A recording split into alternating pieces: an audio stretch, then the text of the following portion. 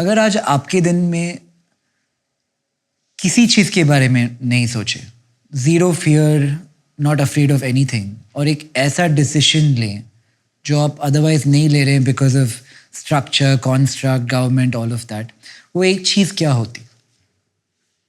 कि शायद मेरी और विधाएं समाप्त तो हो चुकी हैं, वन लाइफ वन मिशन जैसा हो गया है, इसलिए शायद मुझे। लेकिन एक चीज मैं पहले करता था जो कभी कभी मेरा मन अभी भी करता है। मेरा एक कार्यक्रम होता था और मैंने उसको नाम दिया था, मैं मुझको मिलने जाता हूं। मैं मुझको मिलने जाता हूं, यानी कभी कभी हम खुद को ही नहीं मिलते, दुनिया को तो मिलते हैं, खुद को मिलने के लिए समय ही नहीं है। तो मैं क्या करता था, साल में कोई समय निकाल के 3-4 दिन मेरी जितना जरूरत है उतना सारा लेकर के चल पड़ता था और उस जगह पे जाके रहता था जहां कोई मनुष्य ना हो, कहीं पानी की सुविधा मिल जाए, बस ऐसी जगह में ढूंढता था, जंगलों में कहीं। उस समय तो ये मोबाइल फोन वगैरह तो कुछ था ही नहीं, अखबार वगैरह कुछ सवाल नहीं उठता था। तो वो जीवन का मेरा एक अलग आनंद होता था, वो मैं कभी कभी मिस करता हूँ। और उस दौरान आपने कुछ सीखा अपने बारे में कि जब आप अपने साथ थे, अकेले में, फिलॉसफी में जैसे कि बहुत लोग कहते हैं कि the most important interesting question in life is why am I how I am.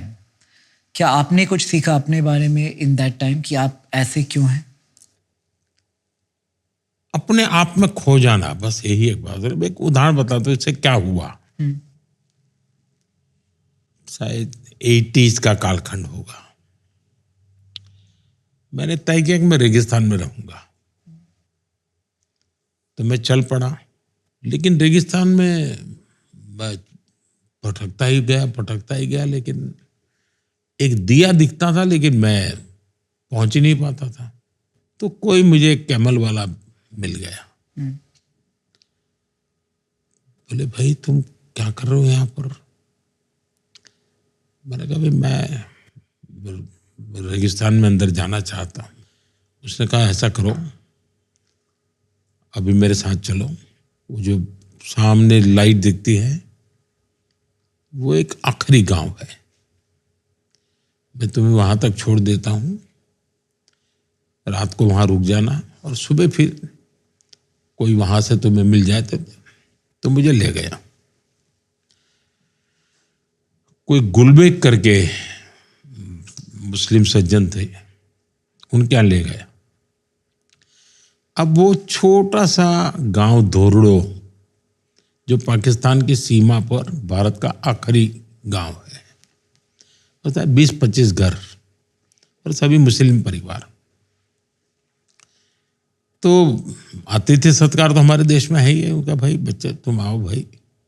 मैंने कहा, नहीं मुझे तो जाना है। तो बोले, नहीं जा सकते रेगिस्तान में अभी, तो तुम्हें अंदाज है माइनस टेम्परेचर होगा, तुम कैसे रहोगे वहां? अभी रात को यहाँ सो जाओ, तुम्हें सुबह दिखाएंगे। खैर रात को मैं उनके यहाँ रुका, उन्होंने खाना वाना खिलाया। मैंने कहा, भाई मुझे तो अकेले रहना है, कोई चाहिए नहीं मुझे। बोले, तुम अकेले रह ही नहीं सकते, तुम्हें यहाँ एक हमारा छोटा सा झोपड़ी है, तुम वहां रहो और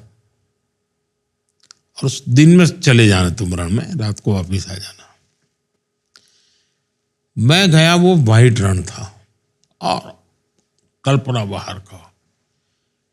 वो एक दृश्य ने मेरे मन को इतना छू लिया, जो चीजें मैंने मेरे हिमालयन लाइफ में अनुभव की थी, बर्फ की चट्टानों के बीच में जिंदगी गुजारना, यहां मैं वही दृश्य अनुभव कर रहा था और मुझे एक स्पिरिचुअल फीलिंग आता था।